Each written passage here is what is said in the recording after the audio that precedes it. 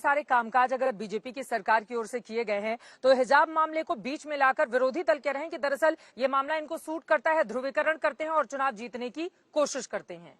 हिजाब मामले को आप लोग उत्तर प्रदेश की पॉलिटिक्स में जिंदा रखना चाहते हैं। हिजाब का चुनाव से दूर दूर तक कोई लेना ही नहीं। आप देखिए, ये देश संविधान से चलेगा या किसी और चीज से चलेगा? बीजेपी का क्या है स्टैंड? आप तो केंद्रीय हम तो साफ इतने कहते हैं, ताकतवर मंत्री हैं, आप बताइए ना बीजेपी का क्या स्टैंड है? देश संविधान से चलता है और संविधान में अगर शिक्षण संस्थाओं को अधिकार है कि यूनिफॉर्म का कोड तय करें, यूनिफॉर्म क्या होनी चाहिए, तो क्या आप इस बात को मानती हैं कि सबको एक बराबर यूनिफॉर्म होनी चाहिए कि अलग अलग होनी चाहिए? एक जैसी होनी चाहिए। एक जैसी होनी चाहिए। लेकिन इस तरह का भ्रम पैदा हो रहा है कि आप लोग जानबूझकर हिजाब उतरवाना चाहते हैं या फिर जगह जगह प्रदर्शन हो रहे हैं इसको लेकर। 2014 से 2022 तक मोदी जी की सरकार देश में जी, एक महिला ये कह दे कि हमने किसी का हिजाब उतरवाने की बात की, एक कह दे। हमने तो, मैं तो उस स्थान पर हूं बरेली में जहां माता द्रौपदी का, जिसको जन्म स्थान कहा जाता है, जिन्होंने महिलाओं के स्वाभिमान की लड़ाई सबसे पहले लड़नी शुरू की, जिन्होंने अपमान सहन नहीं किया, स्वाभिमान की लड़ाई लड़ी और महिलाओं का सम्मान और स्वाभिमान ये बढ़ाने का काम किया, तो भारतीय जनता पार्टी ने किया है। आप देखिए, ट्रिपल तलाक से निजात दिलाई भाजपा ने दिलाई। यही नहीं, 18 साल से 21 वर्ष उम्र शादी की भाजपा ने की है हिजाब वाले मामले में। लेकिन आप भरोसा, अब तो पाकिस्तान से भी आवाजें उठने लगी हैं, अमेरिका से भी आवाजें उठने लगी हैं, फिर कैसे आप इस बात का भरोसा दिलाएंगे कि नहीं, यहाँ पर इस तरह की कोई दिक्कत नहीं है, महिलाएं पूरी तरह से आप लोगों की राज में सुरक्षित हैं? महिलाएं पूरी तरह से योगी राज में ही सुरक्षित हैं।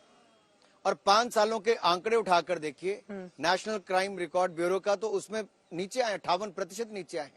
पहले सुनवाई भी नहीं होती थी, कोर्ट में जाकर FIR लिखवानी पड़ती थी सपा के नेताओं के खिलाफ। अब सुनवाई भी होती है, कार्रवाई भी होती है, जेल में भी डाला जाता है और उसको सजा भी दिलाई जाती है। ये फर्क है 5 सालों में। हमने कानून व्यवस्था को सुदृढ़ किया और लोगों को न्याय दिलाने का काम कोर्ट ने करना। कानून व्यवस्था की आप बात कर रहे हैं, ADR की रिपोर्ट सामने आई है। अगर दूसरे चरण की मैं पोलिंग को लेकर करूं, वहां पर कुल 52 में से समाजवादी पार्टी ने जहां 35 दागी उम्मीदवारों को टिकट दिए हैं, तो भारतीय जनता पार्टी ने 53 में से आपने 18 दागी उम्मीदवारों को टिकट दिया है। तो फिर ऐसा तो नहीं है कि आपने बिल्कुल उससे परहेज रखा या दागी चेहरे जो थे उनको छोड़ दिया आपने? देखिए, बहुत अंतर है देखने का। आजम खान जी जैसे लोग होंगे तो उनके अपराध देखिए क्या क्या है। नाहिद हसन जैसे लोग होंगे, मुख्तार अंसारी जैसे होंगे, अतीक अहमद जैसे होंगे, 4 शीटर है, हिस्ट्री शीटर जैसे लोग इनकी लिस्ट में है। ऐसे ऐसे लोगों के नाम है जिनके पुलिस थानों में रिकॉर्ड मिलते हैं, एक नहीं कई केस देखने को मिलते हैं। वो लोग डिमांड कर रहे हैं कि 10 जो प्रमुख अपराधी हैं टॉप 10 सूची के, उसको बीजेपी जारी क्यों नहीं कर देती? देश के सामने है, प्रदेश के सामने है, और सपा की लिस्ट देख लेंगे, टॉप 10 नजर आ जाएंगे। जारी तो अखिलेश जी ने कर दी है, उसके बाद डर रहे हैं, दूसरी लिस्ट ही जारी नहीं की।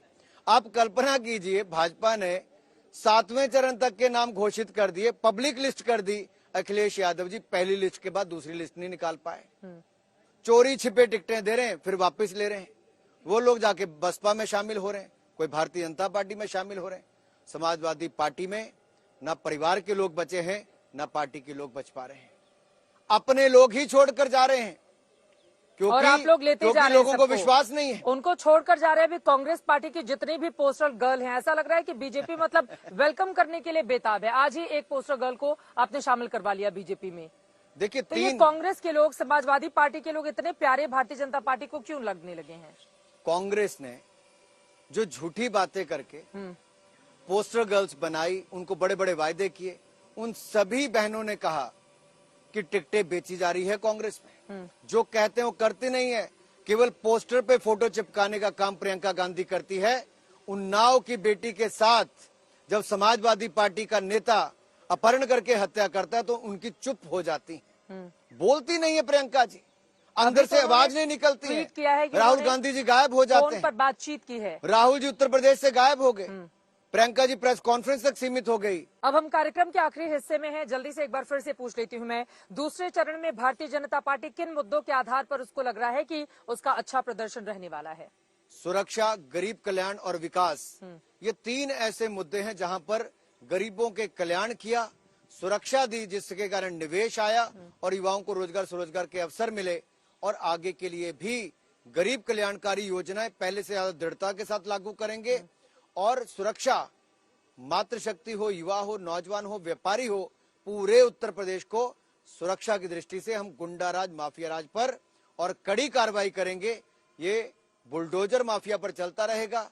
64,000 एकड़ जमीन हमने खाली करवाई है, उसके ऊपर विश्वविद्यालय और गरीबों को पक्के मकान मिलते रहेंगे। अब तो आवासीय पट्टों पर भी हम आवासीय जमीन जो है वो पट्टों पर देंगे और उनको पक्का मकान भी बनाकर देंगे। अभी तक की स्थिति क्या कहती है? बीजेपी कितनी सीटें लेकर आ रही है? पिछली बार तो 312 थी, 325 एनडीए के साथ। इस बार आपकी स्थिति पहले चरण का जब चुनाव गुजर चुका है, कहां पर है? मेरा आज भी मानना है 2017 में 300 पार जनता के आशीर्वाद से किए।